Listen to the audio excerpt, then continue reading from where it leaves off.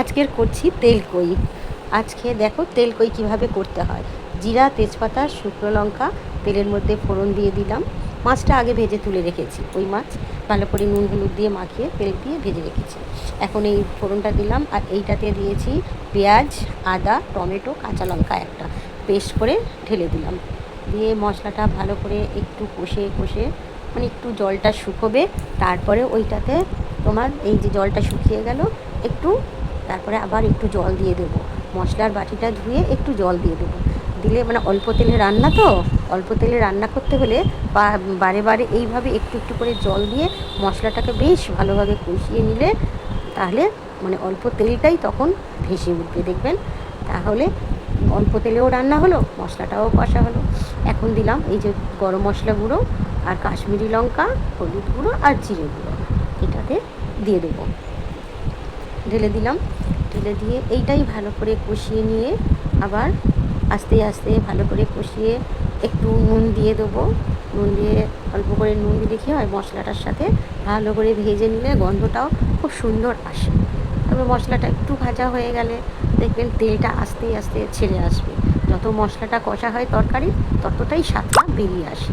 ব্যাস একটু গরম জল দিয়ে দেবো, দিলে ঢেকে দিয়ে ফুটলে তারপরে আমার মাছটা ঢেলে দেবো। এই যে মাছটা ভেজে রেখেছিলাম, এই মাছটা ভেজে রেখেছিলাম, হালকা একদম টাটকা মাছ, পুকুরের তোমার দেশি মাছ, স্বাদ খুব হয়। এটা শীতের সময় ফুলকপি আলু দিয়ে ঝোল করলে ভীষণ ভালো লাগে। এখন তো ফুলকপি গন্ধ হবে, তাই তেলকই করলাম।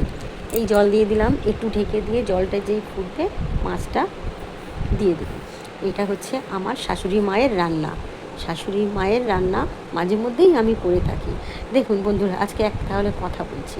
আমরা যখন ছোটোবেলায় বাপের বাড়িতে থাকি, মায়ের কাছ থেকে কিন্তু আমরা সব কিছু এই সংসারের দায়িত্ব, কিছু রান্না আর তারপরে সংসারের কাজ সব কিছু কিন্তু শিখে উঠতে পারি না, কারণ তখন আমরা পড়াশোনা নিয়ে ব্যস্ত থাকি, বন্ধুবান্ধব নিয়ে ব্যস্ত থাকি, তাই না? তখন আমাদের ওই বয়সটা আমাদের অন্যরকমভাবে কেটে যায়, সব কিছু আমরা শিখতে পারি না।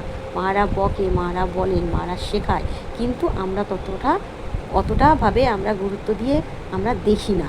কিন্তু যখন আমরা শ্বশুর বাড়িতে যাই তখন কি করি, আমরা শাশুড়ি মায়েরা আমাদেরকে যখন করতে হয় শেখায়, তখন আমরা শাশুড়ি মায়ের সাথে কিন্তু রেগে যাই, তাই না? যে ভাবি যে শাশুড়ি মা আমাদেরকে ডমিনেট করছে, আমাদেরকে অর্ডার চালাচ্ছে। আসলে কিন্তু তা নয়। আমরা বেসিকটা কিন্তু মায়ের কাছে শিখি, কিন্তু ম্যাক্সিমামটা কিন্তু শাশুড়ি মায়ের কাছ থেকে আমাদের শিক্ষাটা হয়। এটা কখন বুঝি, যখন আমরা নিজেরাই যখন কাজ করি, নিজেদের যখন একটু ম্যাচুরিটিটা আসে, নিজেদের সংসারের দায়িত্বটা আসে, তখন আমরা নিজেরা করি। তখন আমরা ভাবি যে এইটাই আমার শাশুড়ি করেছে, এইটাই আমরা শাশুড়ি মা শিক্ষা দিয়েছে। তখন কিন্তু আমরা শাশুড়ির মজাটা বুঝি। তার আগে কিন্তু শাশুড়ির মজাটাকে আমরা বকা হিসাবে ধরে নিই, তাই কি না? ভালো লাগলে কমেন্ট করে, লাইক করে